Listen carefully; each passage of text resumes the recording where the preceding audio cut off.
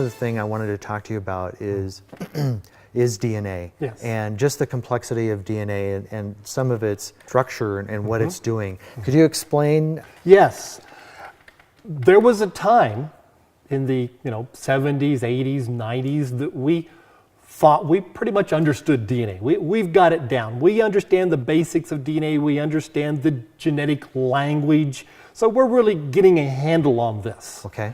And then you had the research come from the Human Genome Project, research come from other projects, and we began to see at a deeper level what is happening at the DNA molecule, and began to recognize that what we understood was really just the tip.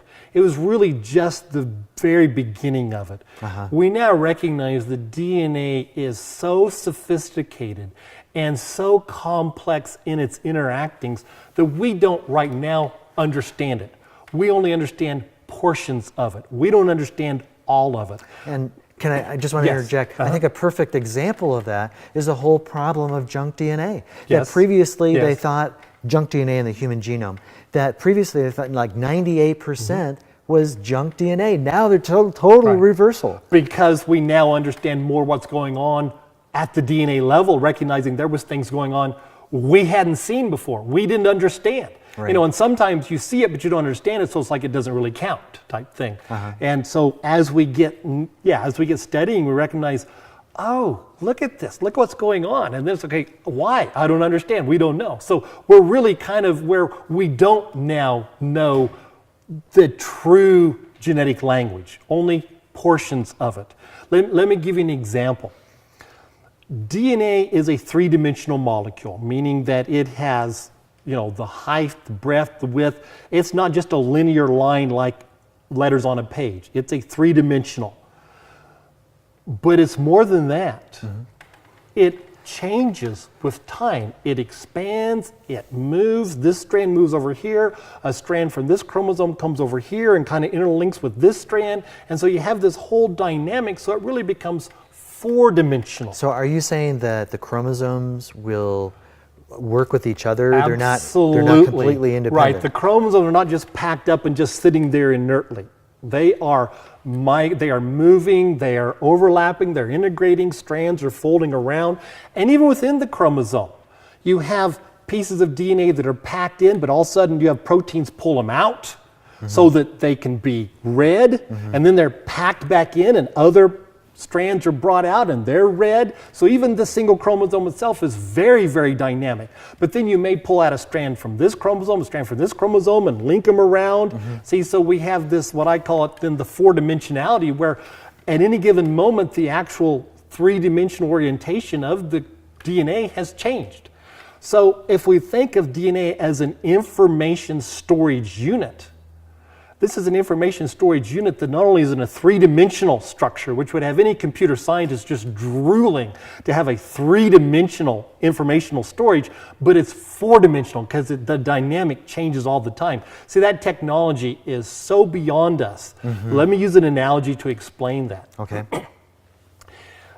It would be like taking a 2,000-page printed page copy of the book War and Peace. All right. And printing it in such a way that it's printed on 20 pages.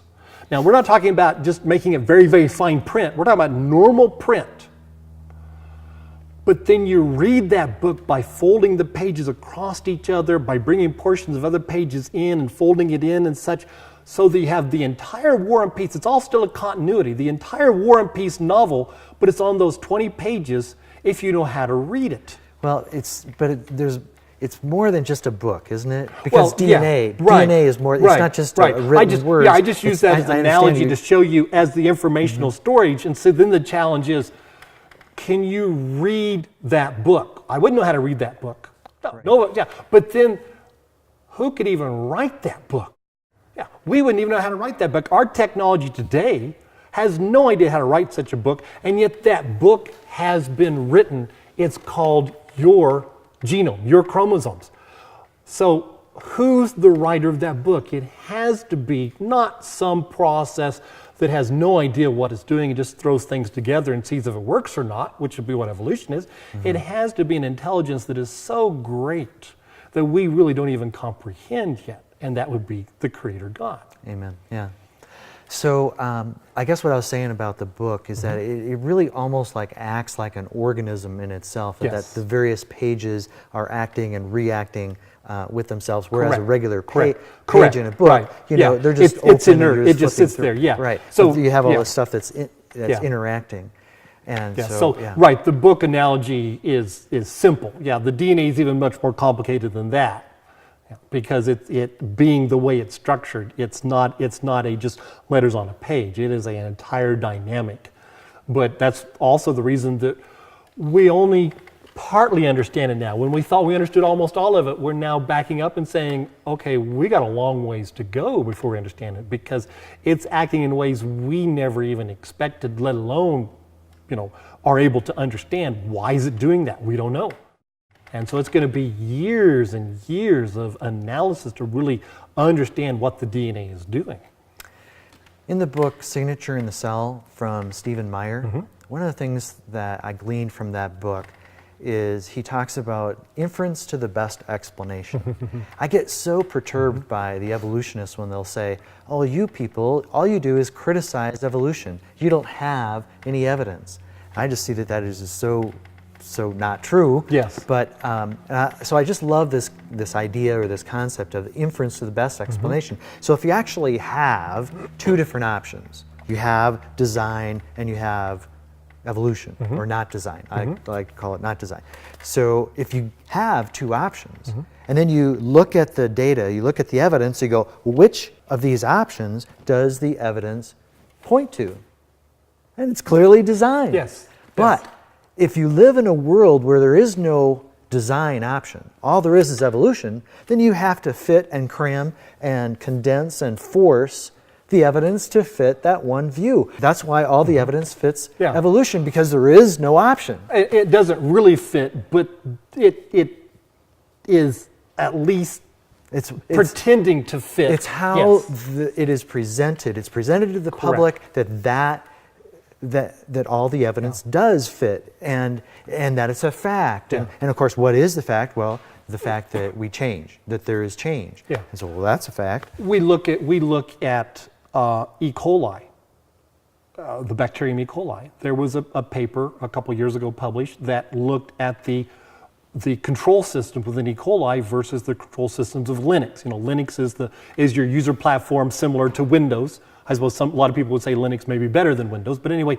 what they were doing is looking at essentially the efficiency of the control system, how the program of Linux and the program in E. coli functioned.